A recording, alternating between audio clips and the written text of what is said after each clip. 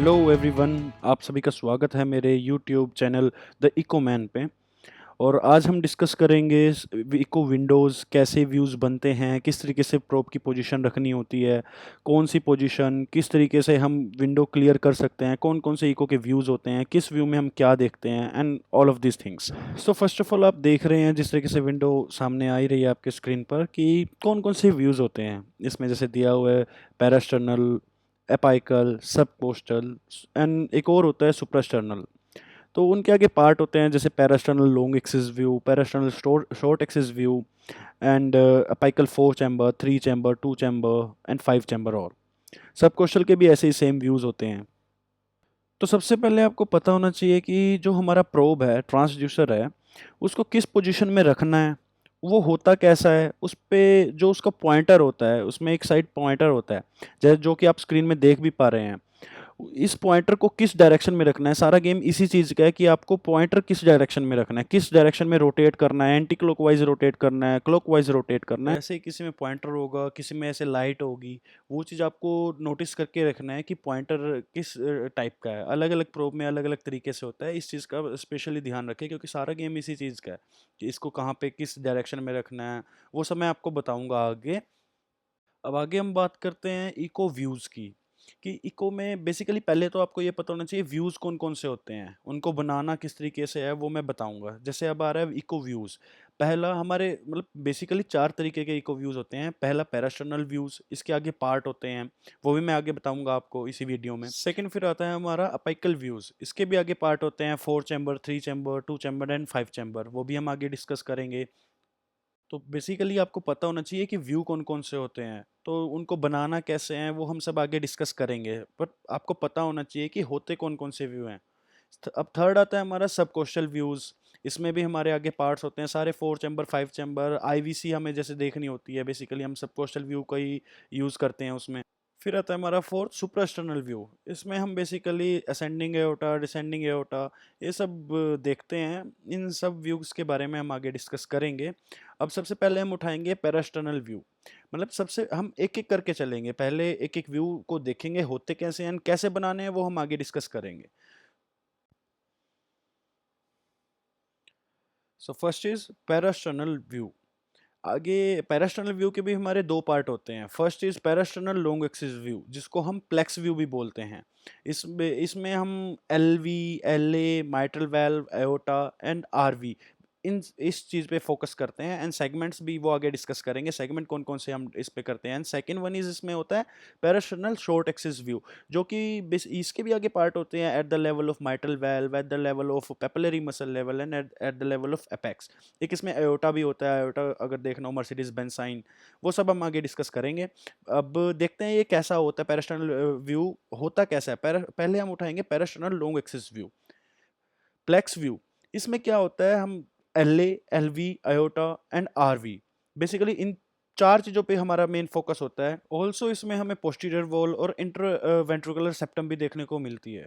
अब इसकी मोशन कैसी होती है वो आप देख ही सकते हैं, नॉर्मल वेल मोशन है, इसमें कोई एबनॉर्मेलिटी नहीं है। इसको एक बार आप अच्छे से देख लीजिए।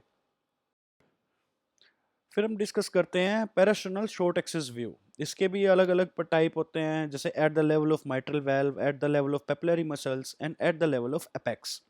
ये तीनों अलग अलग अपने अलग अलग तरीके से ही हम देखते हैं। इसके जैसे माइट्रल वेल पे हमें फोकस करना होता है, हमें A1, A2, A3, P1, P2, P3 पे फोकस करना है तो हम माइट्रल वेल देखेंगे।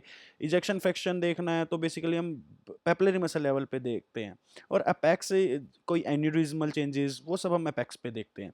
तो फर्स्ट इज ये नॉर्मल हमारा पैरास्टर्नल शॉर्ट एक्सिस व्यू है, जिसमें inferior wall, anterior wall, posterior wall and lateral wall, ये चार बेसिकली हम इन चीज़ों पे फोकस करते हैं। First is eight the level of mitral valve, anterior mitral leaflet and posterior mitral leaflet. हम लीफलेट्स ही देखते हैं बेसिकली, इसलिए हम इस व्यू का यूज़ करते हैं। कभी माइट्रल स्टीनोसिस हो जाता है तो पेशेंट को, तो उस चीज़ में हम एरिया मेजर करने के लिए इस व्यू को लेते हैं।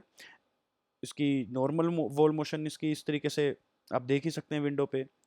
माइट्रल वेल्व अच्छे से क्लोज हो रहा है, बंद हो रहा है। सेकंड आता है हमारा at the level of papillary muscle. Papillary muscle level पे भी आप देख सकते हैं LV, interventricular septum, inferior wall, posterior wall and lateral wall. ये बीच में जो आपको दो दिख रहे हैं ये हमारी पेपलरी मसल्स हैं। अब इसकी वॉल मोशन कैसी होती है आप देख सकते हैं। Now third one is eight the level of apex. इस पे ज़्यादा कुछ नहीं है, जस्ट एन्यूरिज्मल चेंजेस के लिए हम इसको देखते हैं। फिर आता है हमारा अपाइकल व्यू। अपाइकल व्यू के भी आगे पार्ट होते हैं, apical 4 chamber view, apical 5 chamber view, apical 2 chamber view and apical 3 chamber view. ये भी सेम वैसे ही अलग अलग सेगमेंट्स को देखने के लिए, अलग अलग चेंजेस देखने के लिए हम इनका यूज़ करते हैं। अब फर्स्ट जैसे मैं आपको पहले दिखाई देता हूँ कि अपाइकल 4 चैम्बर व्यू, इसमें प्रोब की पोजीशन आपको पता होनी चाहिए। जो हमारा अप साइड है वो हमारा प्रोब है। एंड इसमें क्या क्या देखते हैं हम, L A, L V, R A, R V. L A and L V के बीच में mitral valve, R A and R V के जो मिड है उसमें हमारा ट्राइकस्पिड वेल्व होता है। सो बेसिकली हमारा फर्स्ट फोकस ये रहेगा कि आप पहले व्यूज़ को जान लीजिए कि जी व्यूज़ होते कैसे हैं। वो पोजीशन हम आगे डिस्कस करेंगे कि ये बनते कैसे हैं, पहले व्यूज़ का पता होना चाहिए, तभी तो आप क्लियर व्यू बनाओगे। अब नेक्स्ट आता है हमारा अपाइकल 5 चैम्बर व्यू। इसमें हमारा क्या होता है कि L A, L V, R A, R V same रहता है, बस एल वी की ओपनिंग हो जाती है आयोटा। आयोटा ओपन हो जाता है, आप बीच में देख सकते हैं कि आयोटा हमारा खुल गया है, एक आयोटा ऐड हो जाता है। So blood goes to L A to L V and then aorta. And next one is हमारा, अब आगे हम फोकस, अब पहले आप इसकी मूवमेंट देख लीजिए कि आयोटा कैसे ओपन होता है, कैसे मूव करता है, आयोटिक वेल्व मूव कैसे करते हैं। Interventricular septum and lateral wall. Segments के बारे में मैंने अपनी पिछली वीडियो में बताया हुआ है, आप जाके एक बार उसको चेक कर लीजिए, सेगमेंट्स आपको वहां से क्लियर हो जाएंगे। अब नेक्स्ट आता है हमारा अपाइकल 2 चैम्बर व्यू।